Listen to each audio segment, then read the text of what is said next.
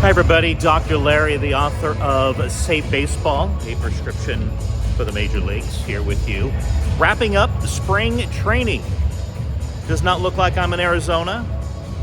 Certainly doesn't. I am deep in the heart of Texas. Tonight is one of the last spring training games of the season, and I'm coming to you from Globe Life Field in Dallas, home of the Texas Rangers. They've been here since 2020.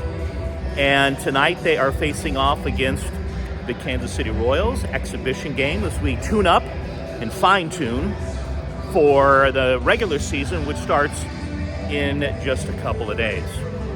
So I'm on location today, checking out a ballpark that I went to last year.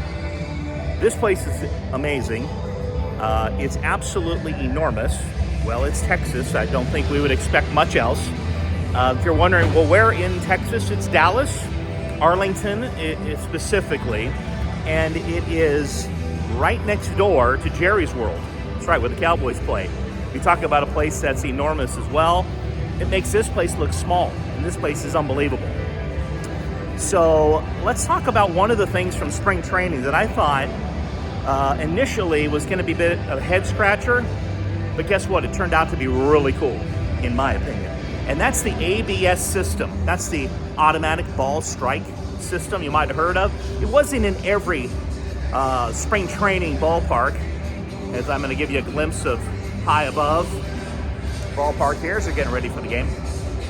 But one of the things that was interesting about this system is it was in about 15 different ballparks throughout spring training, and they were just test driving it. My prediction, this is going to be in the major leagues next year in 2026. So let's break it down a little bit. What exactly was it? And I'll give you my take because I had a chance to see it quite a bit. So first of all, what it is an ABS, automatic ball strike technology. It's a Hawkeye, kind of like what you see on the tennis tour. So what happens is each team is given 2 challenges per game. The only players, notice I said players, no managers, no coaches, they are the only ones that can initiate a challenge. So who is it? Well, first of all, it's the pitcher or the catcher or the batter. And if they disagree with the umpire's call, they simply just tap their head a couple of times like that, and that initiates the process of reviewing the pitch. And one of the things I thought, because we've seen this so many times in other sports, it can be absolutely brutal, waiting, right, for a decision to be made. But what's cool about the system is it's really fast.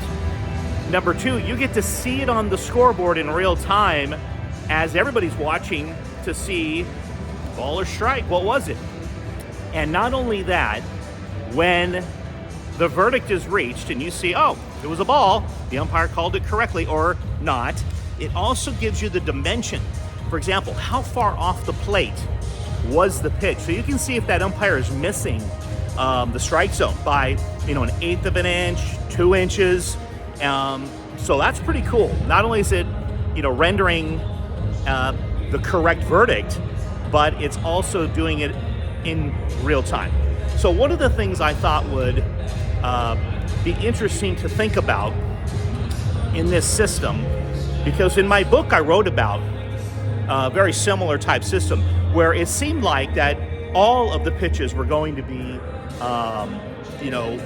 ruled on by, robot. And the umpire was simply just standing there raising their hand if they heard something or not. And so this is different.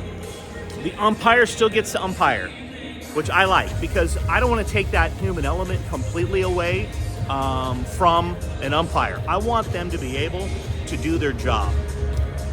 So let's talk a little bit about something that was a little evident, and I hope it doesn't become a problem with the system, is are umpires going to be a little reticent?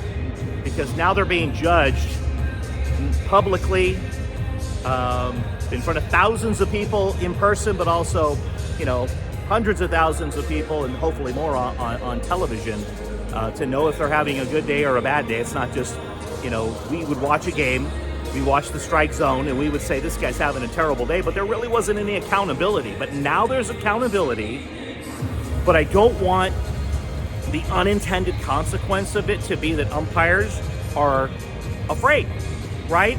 Because I want them to still be confident, and even if they're wrong. I mean, we all want confident officials in any sport. We don't want tentative officials. Sometimes I think we see that in the NFL. I think sometimes some of those like back judges on those pass interference calls can be a little indecisive.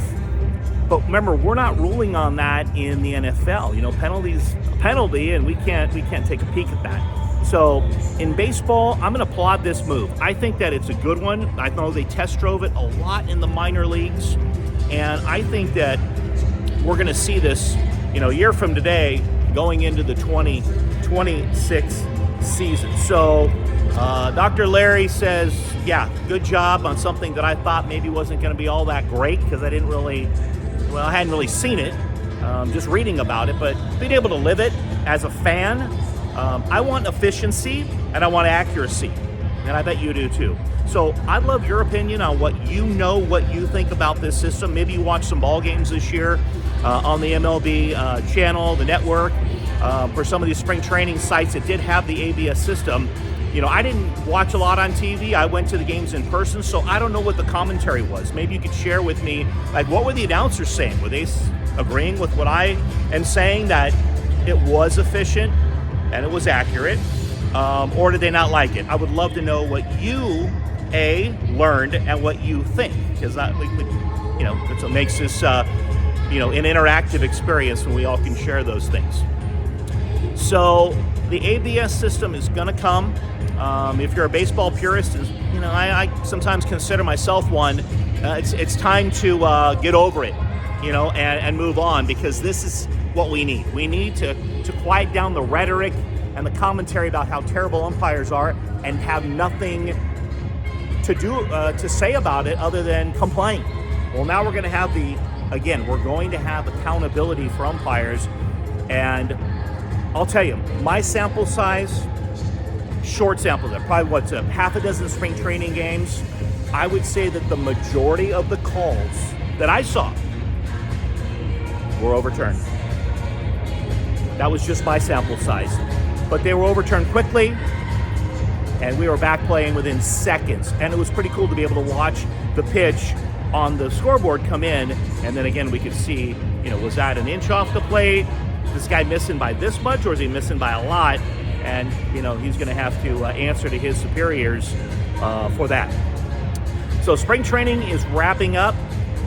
Clearly I'm a baseball junkie, as my dad used to say when I was a little kid, because here I am on the road for work, and I'm like, I'm going to another meaningless game when the real games start in just a couple of days, and I'll be going to those as well. So I'll probably be coming back to you from the ballpark that I'll be going to quite a bit in Arizona as we kick off the season. Can't wait to get this thing rolling. I don't know about you, but I've had enough of spring training, had enough of meaningless games. I bet these guys tonight are going to get about one AB and shut it down, and that's okay. That's the right thing to do. We don't want guys getting hurt in a meaningless game. So like, comment, subscribe, share. Really appreciate the feedback we're getting on the channel. Share it with a friend. It's baseball season. Let's get excited. Just want to let you know that for the love of the game, I'm Dr. Larry.